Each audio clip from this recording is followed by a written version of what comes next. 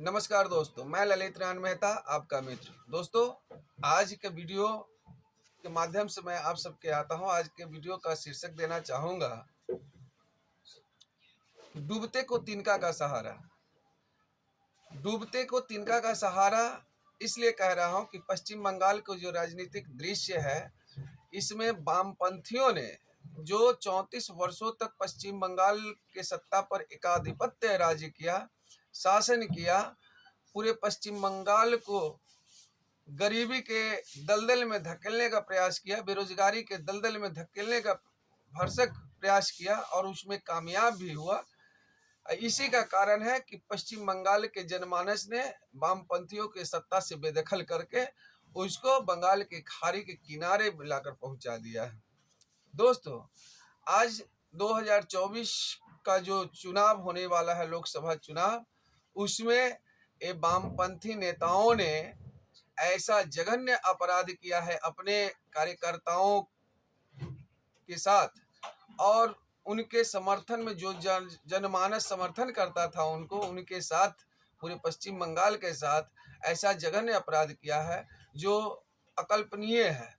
यहाँ के लोग बहुत ही अकल्पनीय से महसूस करते हैं, जैसा वो लोग सोच नहीं सकते हैं।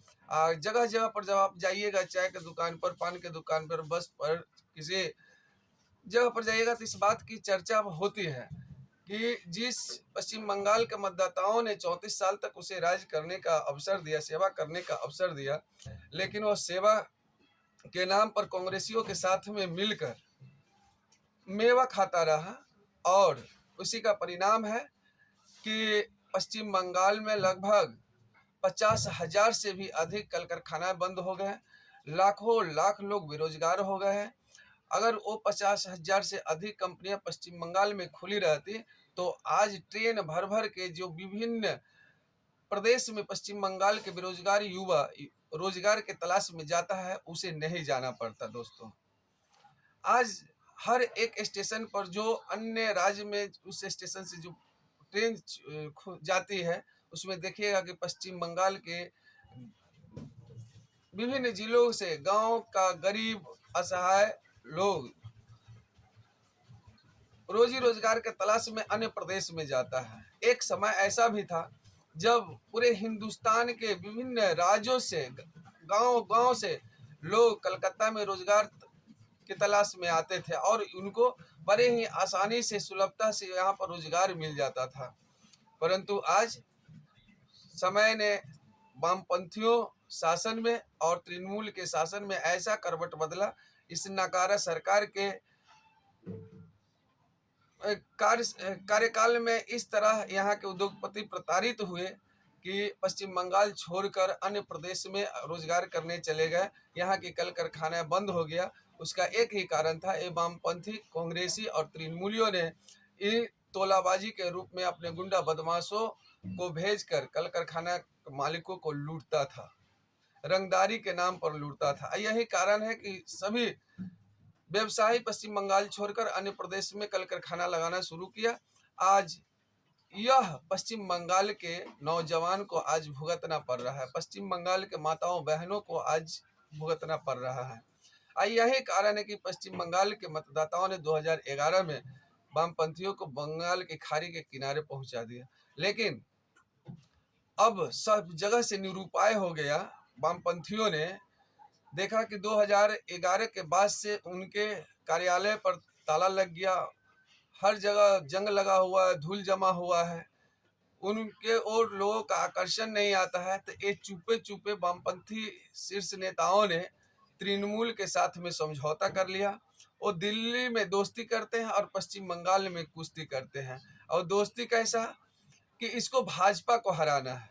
भाजपा को क्यों हराना है? पश्चिम बंगाल में तो कभी भाजपा की सरकार आई ही नहीं है, पश्चिम बंगाल में तो कभी भाजपा की शासन थी नहीं, तो पश्चिम बंगाल में इतनी बेरोजगारी, भूखमरी, गरीबी क्यों है भाई? इसका जवाब कौन देगा? भाजपा तो नहीं, मोदी जी को हराना है, इसलिए वो लोग गठबंधन कर रहे हैं। तो मोदी जी को हराना है, अब ठीक है, आप हराइए, लेकिन आपको कैसे हराइएगा? ये सबसे बड़ा क्वेश्चन वामपंथियों के पास आता था कि आपको तो पश्चिम बंगाल विधानसभा में एक भी विधायक नहीं है, आपका पश्चिम बंगाल से लोकसभा में एक सांसद नहीं है तो फिर हराएगा कैसे? तो वो अब पहले कांग्रेस के साथ में गठबंधन किया, कांग्रेस के साथ गठबंधन करने के बाद भी उनका परिणाम वही ढाक का तीन पात के जैसा हुआ। तो अब वो मिलजुल कर तृणमूल के साथ में गठबंधन किया है। वही तृणमूल जो कुछ महीने पहले पश्चिम बंगाल में पंचायत चुनाव जो हुआ है उसमें कांग्रेसी, वामपंथी और भारतीय जनता पार्टी जो पश्चिम बंगाल में मूल विरोधी पार्टी है, पश्चिम बंगाल का भविष्य भारतीय जनता पार्टी है, उनके कार्यकर्ताओं को, उनके उम्मीदवारों के लगभग 3 दर्जन से अधिक लोगों की हत्याएं कर दिया। सैकड़ों लोग आज भी घर छोड़कर अन्य प्रदेश में भारतीय जनता पार्टी के कार्यकर्ता रहने के लिए मजबूर है। उनके घर को लूट लिया गया, आग के हवाले कर दिया गया, उनके व्यवसाय छीन लिया गया, नौकरियां छीन ली गई, उनके माताओं बहनों को साथ प्रताड़ित किया गया। आप सब देखे होंगे कि सोशल मीडिया पर किस प्रकार से भारतीय जनता पार्टी के उम्मीदवारों को काउंटिंग रूम में निर्वस्त्र कर पीटा गया। ये सोशल मीडिया पर वायरल होने के बाद भी ये लोग तो मगरमच्छ के आंसू बहाते हैं। जितने घमंडिया गठबंधन है, कम्युनिस्ट तृणमूल जो उसमें बढ़ चढ़ कर मगरमच्छ का आंसू बहाते हैं मणिपुर के लेकर, लेकिन उसी पश्चिम बंगाल में महिलाएं प्रताड़ित हो रहा है, महिलाओं को वस्त्र हरण किया जा रहा है। उस पर ममता बनर्जी कुछ नहीं बोलते हैं और उसका मित्र वामपंथी नेता और कांग्रेस के नेता मौन साधे हुआ रहता है। तो इस मौन का रिजल्ट इनको 2024 में पश्चिम बंगाल के जनमानस जरूर देगा। और मैं फिर से लौट कर आता हूं कि डूबते को तिनका का सहारा। तो कम्युनिस्ट के नेताओं ने देखा कि पश्चिम बंगाल में हमारा कुछ नहीं है, तो चलो किसी बहाने अगर तृणमूल से गठबंधन हो जाती है तो यहाँ 1-2 अगर MP मिल जाते हैं तो हमारा फिर प्रचार प्रसार करने में लोगों का विश्वास हमारे तरफ आएगा प्रचार प्रसार करने से। और आने वाले विधानसभा में जब लोकसभा का परिणाम अच्छा होगा तो विधानसभा में भी हम अधिक सीट का दावेदारी करेंगे और वहां पर हमारा उम्मीदवार अगर जीतता है तो फिर से हमको ऑक्सीजन मिलेगा पश्चिम बंगाल में। इसलिए ये लोग एक गुप्त पहले समझौता किया, लेकिन गुप्त समझौता पर जब बात नहीं बना, 2024 में नरेंद्र मोदी जी के विरोध में ये लोग इतने प्रखर हुए कि यह मामला एकदम सामने में आया।